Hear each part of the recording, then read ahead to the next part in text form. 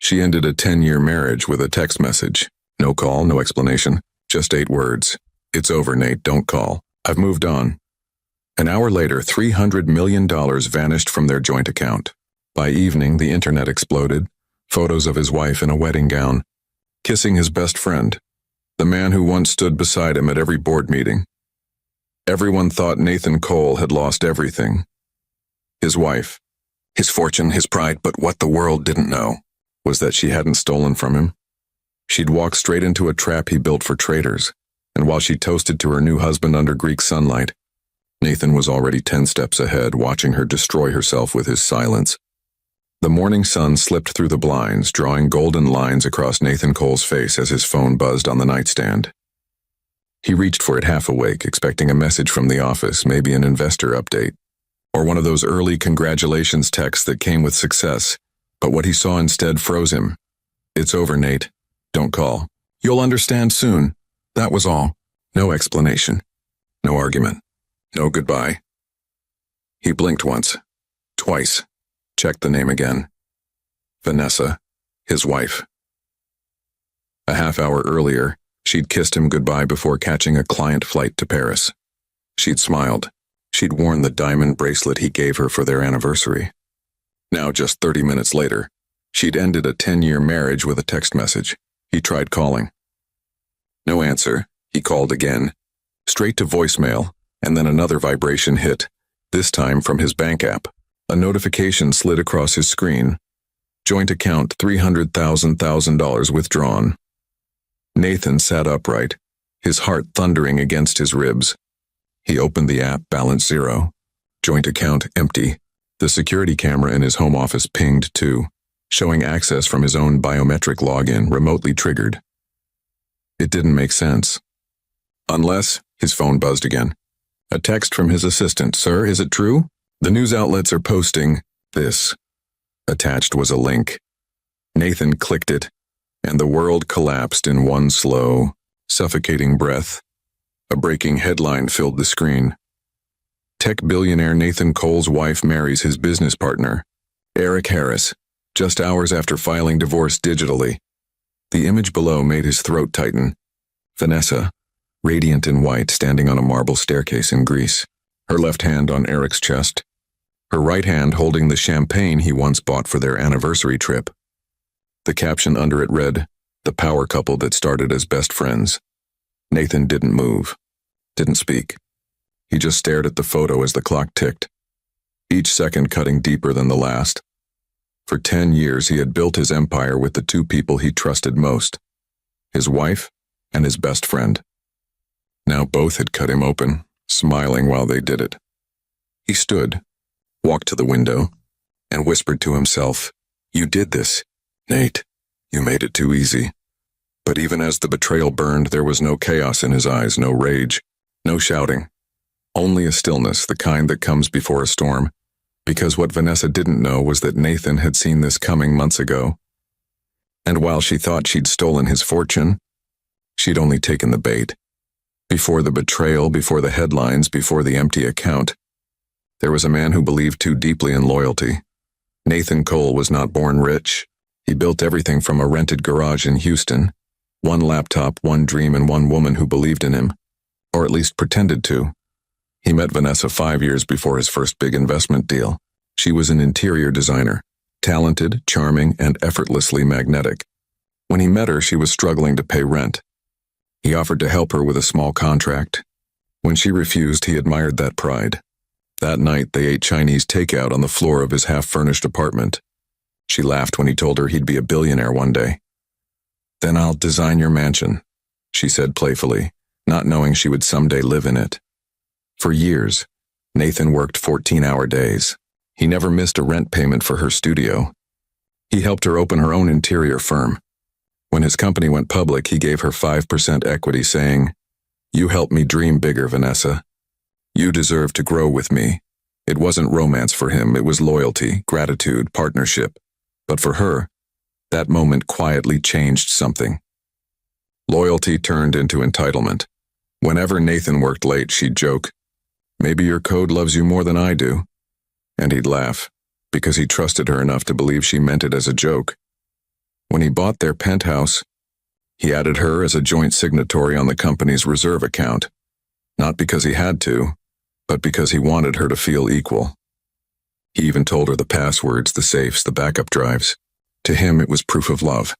To her, it was a manual on how to leave him and take everything.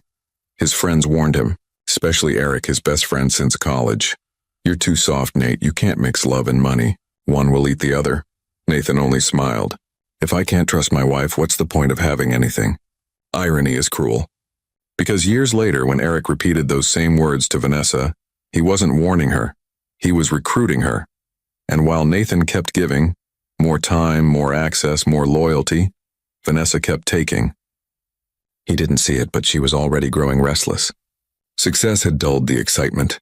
The man she once admired for his hunger now seemed boring in his calm.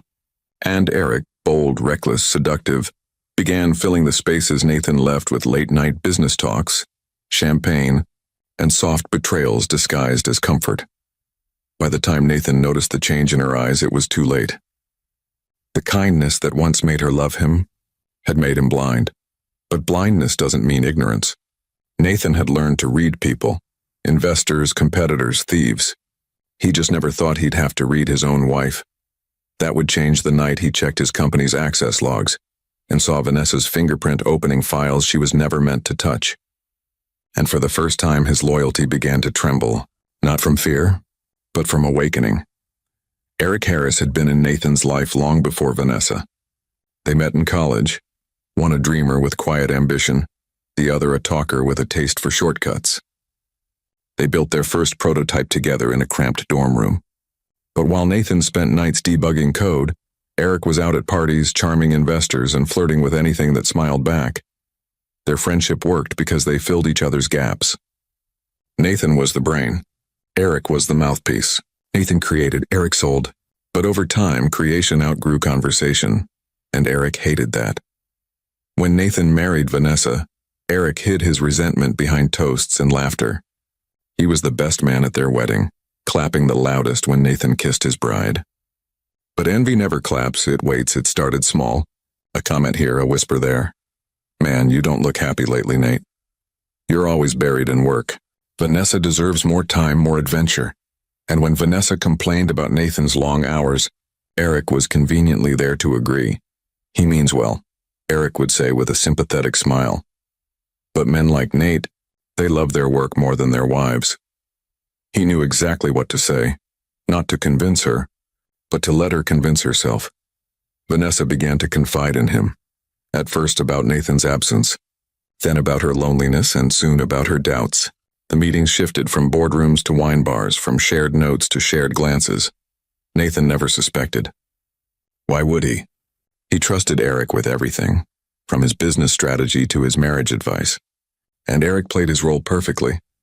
He defended Vanessa whenever Nathan vented about her sudden coldness. "Give her space," he'd say. "She's adjusting to this new life. All the money, the pressure, and it changes people." In truth, Eric wasn't defending her. He was positioning himself. He started giving Vanessa expensive gifts, saying they were company samples. A diamond bracelet from a potential client. A silk dress for a gala she might as well look stunning at. Every gesture blurred a line Nathan didn't know existed. The night everything shifted was a charity dinner. Nathan couldn't attend. He was in Dubai negotiating a merger. Vanessa went with Eric in his place.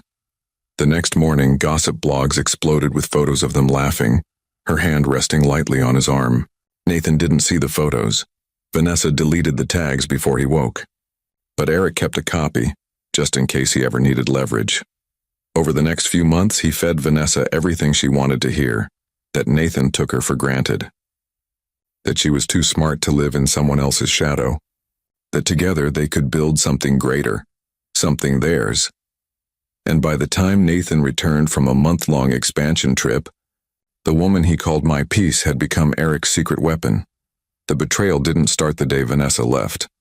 It started the day Eric decided that Nathan's success was his failure.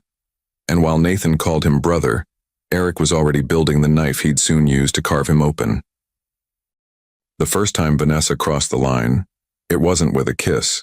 It was with a signature. Nathan was in Singapore finalizing a global supply deal when she accessed the shared investment dashboard. To her, it was harmless curiosity. To Eric, it was an opportunity. "You're on the account, Vanessa," he whispered over champagne one night. "You're entitled to half. Why should you wait until he decides what you get?" Vanessa hesitated. "It's not like that, Eric. I just want security." "Then take it," he said. "You've earned it. You built his image. You deserve to build yours too." That night, under candlelight and temptation, she let him guide her through digital transfers and fund movements she barely understood. He told her he'd handle the paperwork. He didn't tell her it was fraud. Over the next few weeks, Eric's manipulation deepened. He convinced her Nathan was preparing to replace her name on the will, that he was moving assets offshore to hide them, that if she didn't act now, she'd be left with nothing when the inevitable divorce came. And Vanessa, blinded by greed and poisoned by lies, believed him. She began preparing her exit, a secret bank account, a new passport, an offshore villa booked under Eric's shell company. Every step she took brought her closer to destruction. Meanwhile, Nathan began noticing subtle shifts in behavior. Her tone, her silence, the way she avoided his eyes when he mentioned upcoming audits. The night she said she was visiting her mother in Atlanta, he saw the jet log. Destination: Mykonos, Greece. And the company credit card, charged at a private resort booked under Harris Holdings. He didn't confront her. He didn't accuse her. Instead, Nathan smiled and began quietly changing the locks she didn't know existed. He called his attorney, updated every power of attorney clause, and moved the company's assets into an irrevocable trust under his late father's name. He created a mirror joint account, identical in name, nearly identical in interface, but entirely under his control. And then, without saying a word, he let Vanessa keep believing she had access to $300 million that was already gone. When she finally made her move, it was flawless, at least in her mind. She signed into the joint account, authorized the wire transfer, and watched the confirmation bar turn green. $300 million gone. Eric kissed her hand. "It's done," he said. "You're free." That night they toasted to their victory. To them, it was the end of Nathan Cole. To Nathan, it was only the beginning, because every transaction they made, every email they sent, every document they forged was being mirrored, recorded, and time-stamped under a cyber monitoring protocol Nathan himself had built. He didn't need revenge yet. He was building evidence. Patience had always been his sharpest weapon, and as Vanessa and Eric planned their wedding under the illusion of victory, Nathan began crafting a silence so calculated it would echo louder than their celebration. When news of the betrayal broke, the internet crowned Vanessa and Eric the new power couple.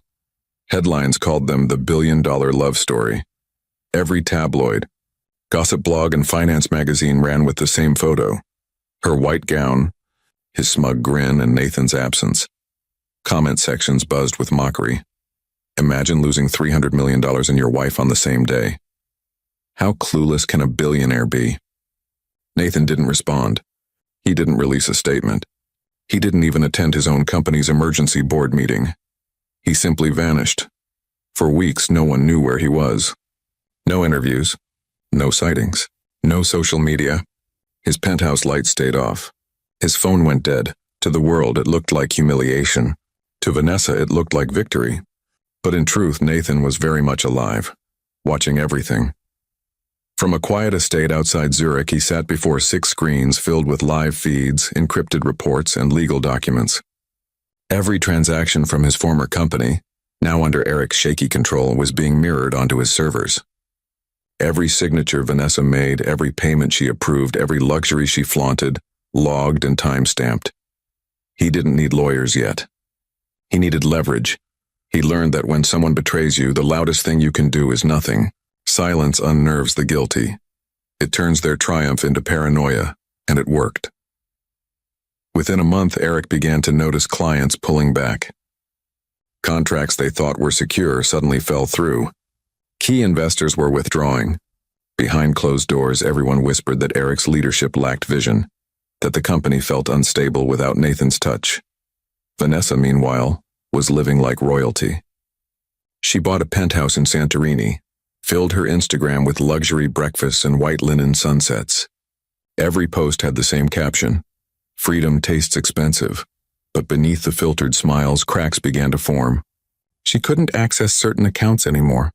Funds that were supposed to arrive were delayed. Her assistant quit without warning, and Eric's temper started to flare. He was losing control of the business, and for the first time, Vanessa saw fear behind his confidence. "It's fine," he told her one night, pacing their villa. "He's gone. The board will come around. Then why are they calling me?" she snapped. "Why are they asking about missing audit reports?" Eric froze. He hadn't told her about the letters from compliance investigators, the ones demanding explanations for financial inconsistencies tied to her digital signature. That night, Vanessa opened her laptop to review the joint account again, and froze. The interface looked familiar, but the ownership line now read, "Primary, Nathan Cole. Secondary, Vanessa Cole, revoked." Her hand trembled. "Eric, what did we actually take?" Eric's silence told her everything, and somewhere, halfway across the world in a quiet Swiss villa, Nathan watched her face appear on one of his screen, pale, panicked and powerless, and whispered to himself, "Now we begin." When you lose everything, the world expects you to disappear. Nathan Cole did, just not the way they thought. Under a new identity, Ethan Ward, a name no database could trace, he registered a startup in Zurich. To the world, it was a small AI solutions firm. To Nathan, it was revenge wearing a new logo. He recruited quietly. Engineers he once mentored, designers he once promoted, vendors Eric had underpaid. Each of them had their own grudge against Cole and Harris Industries, the empire now run by his ex-wife and his ex-friend. Nathan didn't have to convince them to join him. He just had to tell them who he was really building against. He funneled $50 million from offshore investments into the company, hidden behind layers of encrypted trusts. In less than 6 months, his firm, Ward Technologies, became the silent competitor that began undercutting Cole and Harris on every bid, every contract, every project. Eric never saw it coming. He blamed market downturns, he blamed the economy, he blamed his team, everyone but himself. But Vanessa noticed something. Every time they lost a contract, the winning bidder was the same new name, Ward Tech. Every investor who pulled out from them reinvested in it. And every system Eric tried to rebuild seemed to collapse faster than he could repair it. She started connecting dots, too late. Because while they were focused on money, Nathan was focused on control. He didn't want them broke. He wanted them powerless. Behind the scenes, he began buying out small shareholders of Cole and Harris, offering them quiet, anonymous deals at double their market price. By the time the board realized what was happening, Ward Tech owned 47% of the company, enough to control the votes in silence. When the first board meeting came, Eric swaggered in late, Vanessa at his side, still convinced they ruled the room. But the faces around the table looked different, colder, more distant. The chairman cleared his throat. "Effective immediately, all executive powers will be suspended pending review." Eric shot up. "What review?" "A majority shareholder has raised concerns about fund mismanagement and ethical misconduct." Eric laughed. "Who the hell is the majority shareholder?" The door opened. Footsteps echoed. A man in a gray suit stepped in, calm, sharp, eyes unreadable. Nathan didn't say a word. He just placed a folder on the table labeled Ward Technologies Acquisition Proposal and looked directly at Vanessa. She froze, every drop of color draining from her face. Her throat tightened, lips parting in disbelief. "Nathan?" He didn't answer. He didn't need to.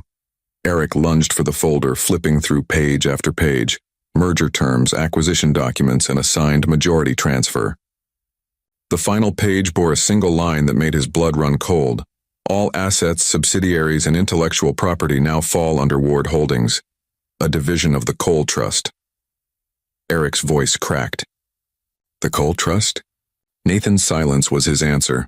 He turned, buttoned his jacket, and walked out. Every board member stood. Every camera flashed. Vanessa slumped back in her chair, whispering to herself, "He was ahead of us." The whole time. And for the first time since that text message, she realized Nathan hadn't lost control. He'd simply handed her the shovel and waited for her to finish digging. The news broke at dawn. Cole and Harris Industries, acquired overnight by Ward Technologies. Every financial outlet carried the headline. Every photo showed the same moment. Vanessa and Eric standing frozen behind the boardroom glass while Nathan Cole walked away. Within hours, the company's stock plummeted. Investors who once toasted with Vanessa stopped answering her calls. Her stylists, her assistants, her drivers, gone. She told herself it was temporary. That Eric would fix it, but Eric wasn't the fixer anymore. He was the liability. 3 days later, federal auditors arrived. The same digital trail Nathan had been collecting for months now sat neatly in their hands. Files of forged authorizations, illegal transfers, and falsified records, all signed by Eric Harris, and countersigned by Vanessa Cole. The villa in Greece was seized. Their accounts were frozen. Eric's passport was confiscated. Vanessa watched the agents search her wardrobe. Designer gowns, diamond bracelets all tagged as company assets. She tried to protest, her voice cracking. "Those are personal." The lead agent looked at her flatly. "So were the funds you transferred." That night, the silence was unbearable. No music, no lights, no laughter. Eric sat on the balcony, a drink in his hand, staring into nothing. "He set us up," he muttered. "All of this. Every penny we took was his test." Vanessa felt the words like a knife twisting. For the first time, she understood the depth of Nathan's intelligence and her own blindness. When she checked her phone, she saw thousands of messages, tabloids dragging her name, influencers mocking her downfall, strangers calling her the text message wife. Her followers had vanished as quickly as her fortune. Desperate, she tried to reach Nathan. Her message was short, trembling. "Please, I was stupid. I'm sorry. Can we talk?" Minutes later, she received a reply. Not from him, but from his secretary. "Mr. Cole doesn't take personal calls." It hit harder than any insult could. Because Nathan's revenge wasn't loud and it was surgical. He didn't ruin her out of anger. He simply removed her from the world she once ruled. A week later, Eric was arrested at a private airstrip attempting to flee. Vanessa stood at the window of their nearly empty apartment, watching police lights fade into the night. For a long time, she said nothing. Then, softly, almost to herself, "He warned me. I just didn't listen." Her phone buzzed again. A headline notification. Ward Technologies CEO Nathan Cole announces philanthropic fund for betrayed entrepreneurs. Her eyes filled, but no tears fell. She had nothing left to cry out. Just the echo of 8 words that had started it all. "It's over, Nate. Don't call. I've moved on." Now she wished he would. A year after she left him, Vanessa Cole stepped out of a taxi in a borrowed dress and trembling heels. Her hair was dull, her jewelry fake, but she forced a smile, the kind she used to wear effortlessly on red carpets. The event was the Global Tech Philanthropy Gala, the same one she once attended on Nathan's arm. Now she had come as a guest of a distant acquaintance, praying no one would recognize her as that woman. She told herself she just wanted closure. To see how far he'd come, maybe even apologize if she could. But deep down, she came to see if Nathan still looked back. The ballroom glowed with gold and glass, chandeliers reflecting in the marble like stars. Journalists lined the red carpet. Cameras flashed as the elite of Silicon Valley entered in waves. Then the whispers began. They always began the same way. "Is that her? The one who texted him? I heard she lost everything." Vanessa pretended not to hear. She clutched her clutch bag tighter, staring at the stage. Then the announcer's voice boomed. "Ladies and gentlemen, please welcome tonight's guest of honor, Mr. Nathan Cole." The ballroom erupted in applause. Every head turned. He appeared at the top of the stairs. Tall, calm, immaculately dressed in a midnight black tuxedo. But he wasn't alone. At his side walked Lydia, the company's former accountant, now elegant, radiant, and poised. The same woman Vanessa once mocked as the invisible nerd who counts other people's dreams. They walked together, hand in hand as cameras flashed like lightning. Nathan paused, waved briefly to the crowd, then led Lydia toward their table, just a few feet from where Vanessa sat frozen. She felt her heartbeat in her throat. She wanted to look away, but couldn't. Lydia leaned in and whispered something that made Nathan smile. That smile, calm, confident, unbothered, cut deeper than any insult. The host began his introduction. A man who lost everything, and built it back from nothing. A visionary who turned betrayal into brilliance. Tonight's recipient of the Humanitarian Visionary Award, Nathan Cole. Applause thundered. Vanessa couldn't move. Her palms were slick. Her throat dry. Nathan took the microphone. "A year ago," he began, voice steady, "I learned the cost of trust. I learned that betrayal doesn't end you. It reveals who you really are." He glanced briefly toward Vanessa, just long enough for her to know the words were meant for her. "And to everyone who's ever been betrayed," he continued, "I'll say this. Silence is not weakness. Sometimes it's strategy." The audience erupted again, but Nathan wasn't done. He gestured to the LED screen behind him, the new logo of Ward Technologies glowing bright. "Tonight, I'm proud to announce we've officially acquired Cole & Harris Industries. We'll be restructuring it into the Cole Foundation for Innovation, dedicated to young entrepreneurs who've been robbed of their dreams." The applause turned into a standing ovation. Cameras swarmed. Reporters cheered, and Vanessa collapsed into her chair. Her world tilted as reality caught up with her. The company she'd stolen. The fortune she'd thought was hers. The man she'd discarded with 8 words. All now belonged to the one she betrayed. Nathan turned, eyes meeting hers across the crowd. For a heartbeat, time stopped. No anger, no triumph. Just finality. He gave a small, polite nod, the kind one gives to a stranger, and walked off stage with Lydia's hand in his. Vanessa felt her chest tighten as the applause thundered around her. Her tears finally fell, not from guilt, but from the realization that she no longer existed in the world she once ruled. He had erased her, not loudly, not cruelly, but perfectly. The morning after the gala, every news outlet carried the same headline: Nathan Cole reclaims empire, ex-wife and partner under investigation. Vanessa woke to camera flashes outside her apartment. Reporters shouted questions she couldn't answer. Did you really steal $300 million? Was the marriage a scam? Do you regret the text? She slammed the door and sank to the floor. Her reflection in the glass door looked nothing like the woman who once hosted charity galas. The diamond bracelet was gone. Even her phone had been seized as digital evidence. 2 hours later, federal agents arrived again, this time for Eric Harris. They found him at his lawyer's office, sweating through his shirt, shouting that he'd been framed. But the evidence was airtight. Forged signatures, offshore accounts in his name, falsified invoices, and emails that showed intent. Nathan hadn't needed to lift a finger. He had simply let Eric's own greed become the confession. As officers cuffed him, Eric turned toward Vanessa. "You wanted luxury," he hissed. "Now you can sell it at auction." Then he was gone, stuffed into a car whose doors didn't open from the inside. Vanessa tried to salvage something, anything. She called lawyers, begged investors, even emailed Nathan's assistant again. No reply. By evening, she was on the news herself. Vanessa Cole Harris under forensic audit. Assets frozen.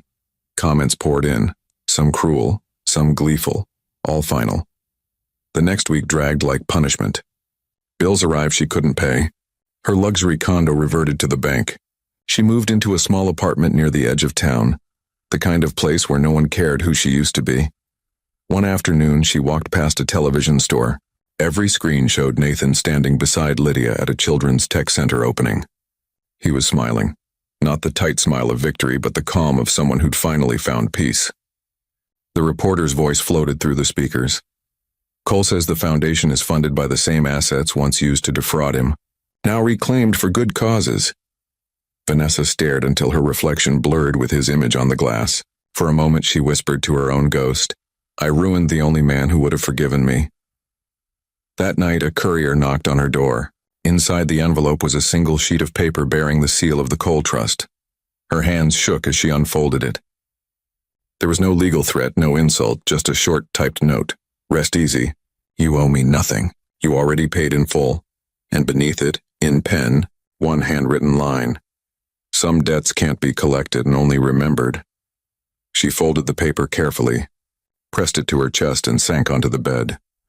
The sound of city traffic faded until there was only silence, the same silence Nathan had once used to end her world.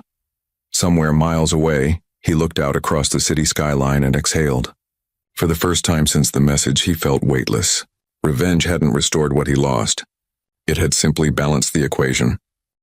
Rain slid down the glass like melted silver, streaking the penthouse window where Nathan Cole stood alone. The city below hummed, taxis, sirens, the faint buzz of a world that had moved on. In the reflection, he could almost see the man he used to be, the trusting husband, the dreamer who believed love was safe. That man was gone. His phone chimed. A new message. He glanced at the screen. Vanessa, it was short. You win. I hope you're happy now. Nathan stared at the words for a long time. Then he typed back, slowly, deliberately. You taught me that happiness isn't about winning. It's about knowing who never deserved to play. He hit send. No hesitation. No regret. Then he reached into a drawer and pulled out a small black box, the same one that once held their wedding rings. Inside, folded neatly, was the printout of her first text. It's over. Nate, don't call. He added a new slip of paper beneath it, a copy of his final reply, closed the box, and placed it in the safe beside his father's will. Not as a trophy, as a reminder. Behind him, Lydia appeared in the doorway, soft-smiled, holding 2 mugs of coffee. You okay? She asked. Better than okay, he said quietly. Balanced. They stood together watching the skyline turn from gray to gold as the rain eased and morning light spilled across the city. Down below, billboards glowed with his company's new slogan, Integrity builds forever. Nathan took a slow breath and whispered, more to himself than to her, let the past rest. He set the phone face down on the table, walked away, and never looked back again. She divorced him by text and stole $300 million, unaware he was already ahead of her.